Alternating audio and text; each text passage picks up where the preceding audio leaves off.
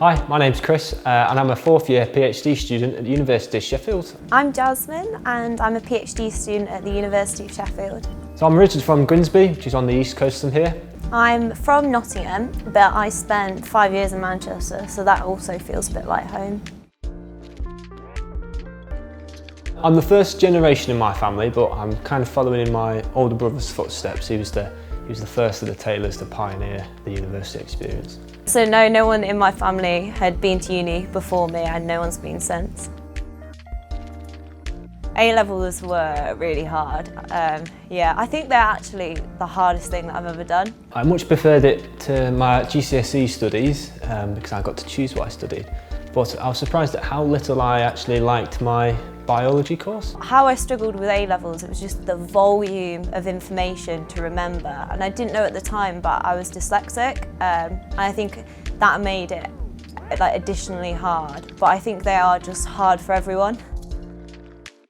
I studied zoology at university because I've always loved animals and David Attenborough films and the like. I ended up going through clearing. I didn't fail my A-levels, but I did not get my predicted grades. So I ended up going through clearing and I ended up in Manchester to do environmental science. So I really enjoyed my university experience and I'd recommend it to anyone. I didn't know what to expect when I got here, but I loved the freedom, I loved the ability to be able to study what it was that I was passionate about and interested in with people with similar interests to myself. Oh, it was great. It was the best accident ever.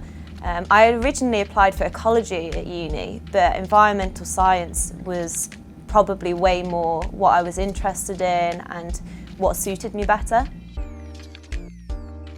I think I always weirdly knew I wanted to be a scientist. Like when I was a little kid, I was just really interested in everything and asking a million questions and had like a little lab coat when I was like 5 or 6.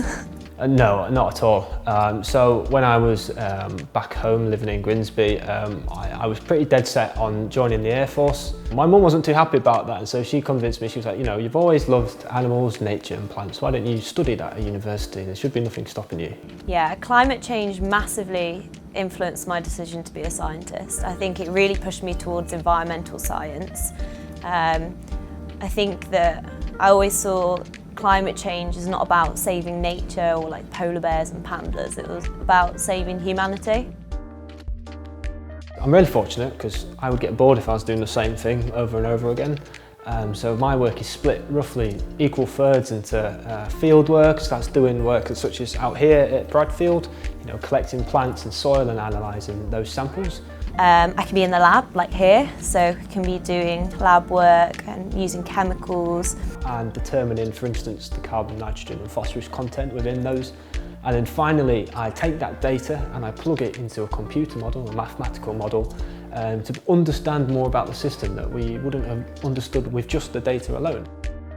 And then writing up as well. I spend a lot of time reading literature, writing up. And then probably as well, like doing lots of presenting, lots of science communication. We're addressing one of the biggest issues facing humanity. It's one of the biggest issues humanity has ever faced, and you know, this will determine our future and ultimately whether there is one. And so it feels really good to be working on such a pivotal issue facing our generation and those to come. And it's really rewarding working on something that nobody actually knows the answer to, and every time you do something successfully, often after a few unsuccessful attempts, it's really rewarding to see that that's new information that wouldn't have been there without you.